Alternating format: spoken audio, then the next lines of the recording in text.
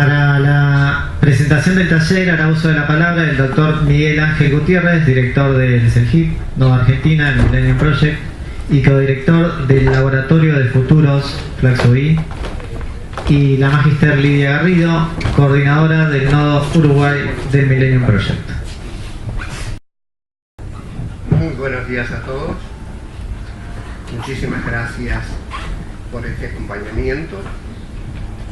También nuestro agradecimiento a la Facultad de Ciencias Económicas, la Escuela de Estudios de Posgrado, el BIT Intal, que han hecho posible este lanzamiento.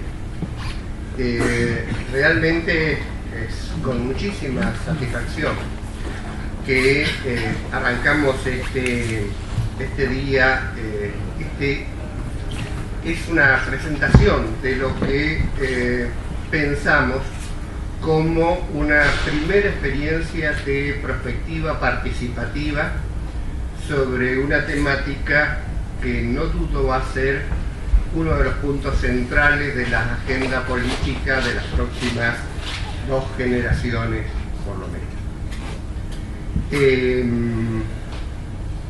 Quiero comenzar haciendo una muy breve mención a el proyecto Millennium y su trabajo en la investigación de futuros. El proyecto Millennium nació en 1996, hace 20 años, como una iniciativa de la Universidad de Naciones Unidas de Japón para investigar los grandes problemas de la humanidad en el próximo cuarto de siglo. Con la colaboración del Programa Unidos de Naciones Unidas, el Grupo Futuros de Estados Unidos, el Smithsonian Institution, la Agencia de Protección Ambiental de Estados Unidos, UNESCO y otros organismos internacionales, se lanzó el proyecto después de un estudio de 3 años de factibilidad. En 1997 se realizó un primer estudio Delphi sobre los grandes problemas que la humanidad debía afrontar en el próximo cuarto de siglo. Participaron de este estudio Delphi inicialmente 350 expertos de todo el mundo, y la organización del estudio estuvo a cargo de 10 nodos que constituyeron la estructura inicial de la red global del Millennium Project. La idea es que al mismo tiempo que se realizaba esta investigación, se hiciera un esfuerzo importante en materia de metodologías de estudios prospectivos para disponer de herramental para continuar estos estudios, y se hiciera un proceso de acumulación de conocimiento en materia de futuros. Inicialmente se estudiaron 300 escenarios de futuro que ya habían sido elaborados por otros autores para tener una base fundamental.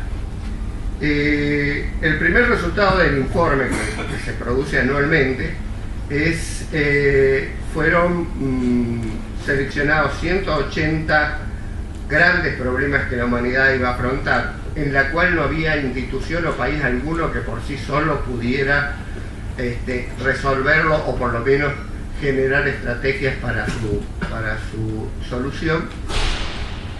Y a través de procesos de Delphi de distintas rondas se fueron reduciendo a 15 grandes problemas.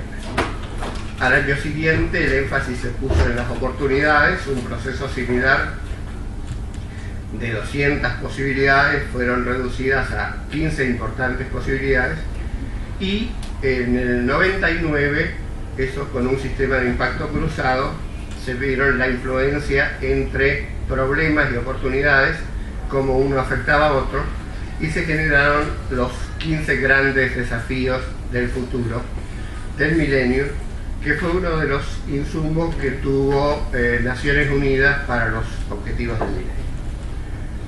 En la actualidad, el proyecto Millennium tiene una participación efectiva de 4.500 personas en todo el mundo que colaboran con nuestros estudios. Tiene 56 nodos en todo el mundo, todos ellos de gran actividad. Acá yo agradezco la presencia de Martín Ricciard, de nuestro nodo del Reino Unido, y de Lidia Garrido, de nuestro nodo Uruguay, que van a hacer su presentación sobre esta semana. A continuación, rápidamente vamos a ver cuál va a ser la metodología de trabajo que nos proponemos realizar. Este es un estudio que empalma una investigación de carácter global con una investigación de carácter local y regional. La primera parte del trabajo se comenzó hace 2 años, que es una revisión de la literatura crítica y asociada a la temática en todo el mundo. A partir de esa investigación se realizó una encuesta Delphi, que en este caso se hace en tiempo real con una metodología del propio Millennium Project, que permite superar las 3 rondas clásicas del sistema Delphi tradicional y tener en una sola ronda los resultados de las opiniones que se están consultando.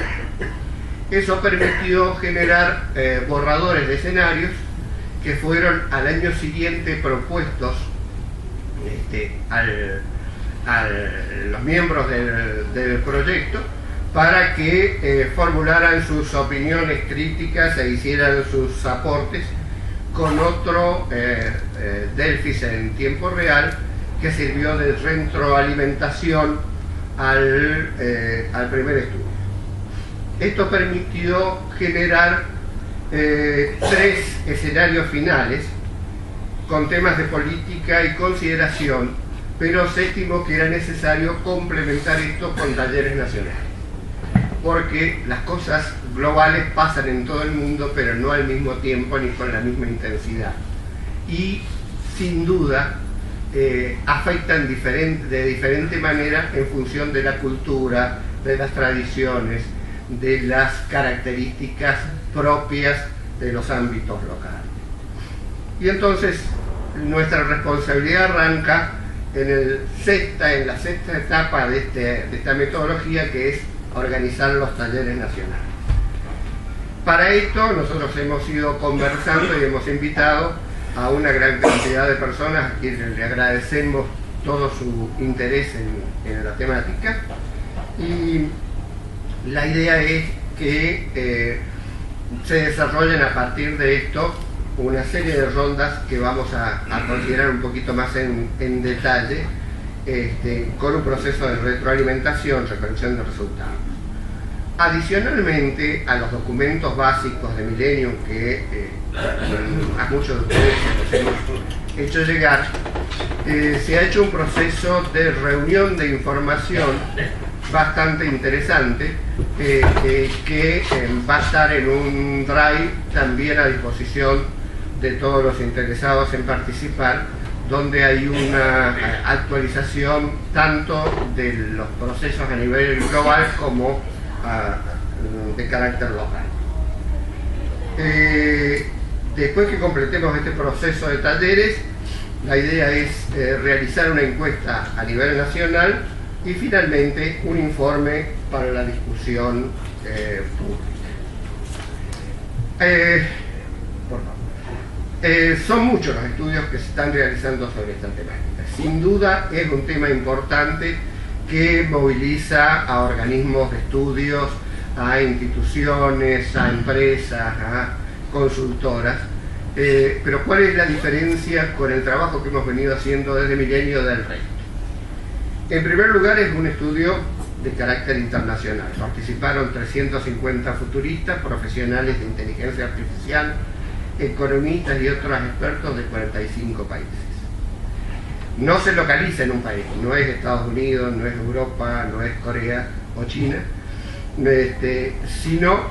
ni tampoco en un grupo profesional determinado. No estudiamos solo la robótica o la ingeniería. se analizan elementos como la biología sintética, la impresión 3 y 4D, la nanotecnología, la inteligencia, la Internet de las cosas, la realidad virtual y la realidad aumentada, esto que ahora nos empieza a complicar. Un viejo político argentino decía: la única verdad es la realidad, y ahora tenemos varias realidades a las que tenemos que dar respuesta. Es de largo alcance. Nos hemos propuesto un horizonte de 2050 que yo debo reconocer parece muy estrecho, muy lejano, y es muy probable que se aceleren muchos de estos escenarios, quizás hasta una década. Se proponen talleres de estrategia nacional para fomentar el pensamiento estratégico de largo alcance, y la idea es que permita comparar los resultados nacionales del taller, y esto lo recibamos como retroalimentación del proceso global. Como resultado, este estudio se centra en lo que se debe hacer en lugar de saber cuántos puestos de trabajo se perderán y cuántos. Entonces, nuestro proceso sigue estos lineamientos. Nos proponemos un primer taller general, que es esta explicación de la metodología del trabajo, una primera ronda de talleres sectoriales, que lo vamos a explicar con una metodología que se denomina Charret, un segundo taller general para recibir los resultados de esa primera ronda de talleres sectoriales, una segunda ronda de talleres sectoriales después de haber compartido todos los aportes de los talleres, un tercer taller general, o último, la encuesta para la elaboración del informe final. Es decir, con esto lo que nos proponemos es generar un circuito de conocimiento que vincule lo global con lo local con lo regional, y lo regional con lo global. De esta manera poder movernos, y tenemos el cordial ofrecimiento de Gustavo Vélez y del BID para que este sea un tema que pueda ser incluido en su coloquio el año próximo con carácter regional. Después vamos a ver que ya estamos avanzando tanto en Uruguay como en Brasil, y esperamos en Chile pronto. Vamos muy rápidamente al método. Nos proponemos usar esta metodología que se denomina Charret. Charret es carrito, y el origen de esta metodología es muy peculiar. Los estudiantes de arte en Francia, cuando tenían que presentar una obra para aprobación de sus profesores, cargaban esta obra en su carrito y iniciaban su peregrinación hasta la Sorbona. En el camino paraban en todo bar o lugar donde podían tomar un trago, y la obra quedaba a consideración de los parroquianos, quienes decían: sí, está bien, pero acá el color debiera modificarse, o bueno, en la granja hay un detalle que tendría que tener en cuenta.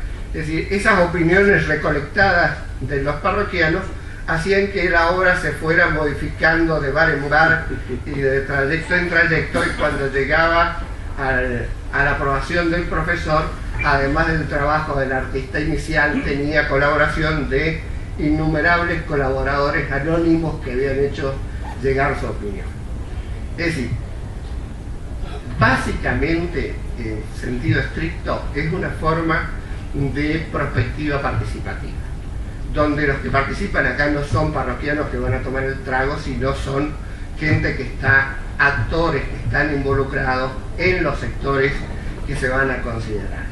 Es decir, la gran diferencia es que la calidad de las opiniones en el proceso que nos proponemos realmente va a valorizar mucho el trabajo. El esquema es entonces un primer taller general, una primera ronda de talleres sectoriales, a las que queremos invitar a todos los que les interese desarrollar este tipo de paneles.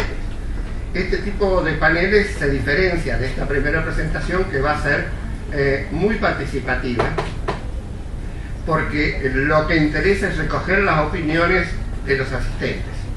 Es decir, acá lamentablemente, por cuestiones de tiempo, no vamos a poder tener un intercambio tan fluido, pero en los talleres la base es el intercambio. Una nueva reunión general, la segunda ronda, y bueno, estaba previsto. Esto, de alguna manera, completa un ciclo que vino realizando Millennium Project, que es acumular toda la información del futuro que fue elaborando a lo largo de 20 años y ponerlo eso dentro de un sistema que denominamos la inteligencia colectiva. El sistema de inteligencia colectiva es una sinergia de tres conjuntos de elementos muy importantes. Por un lado, las bases de datos digitales. Hoy la información digital de cualquier cosa en todo el mundo es extremadamente voluminosa. Software de procesamiento de inteligencia artificial, más hardware de computación y de robótica, y una red internacional de expertos que analiza los nuevos problemas que pueden surgir o que resultan de esta combinación de información. La inteligencia colectiva entonces la entendemos como un emergente de la integración y la sinergia entre datos, información, conocimiento, software, hardware, expertos y otras personas con visión. Este es un proceso que se retroalimenta. Quiero acelerar para poder ajustarnos un poco al horario. Este detalle que me excusarán de leer es simplemente un listado de las tecnologías llamadas a tener un impacto fundamental en el trabajo y el empleo. Los posibles talleres sectoriales que afrontamos, que pensamos son estos, pero podemos considerar perfectamente agregar más o conectar algunos de ellos. Y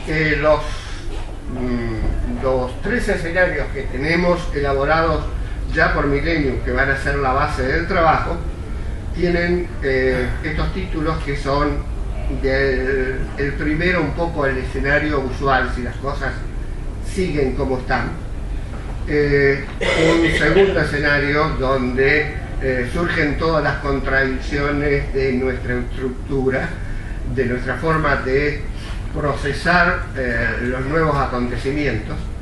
Un gran amigo que fue el creador de nuestro Centro Latinoamericano de Globalización y Prospectiva, Horacio Godoy, decía al respecto que nuestros países, los países subdesarrollados, sufren un síndrome muy especial que él denominó USTED.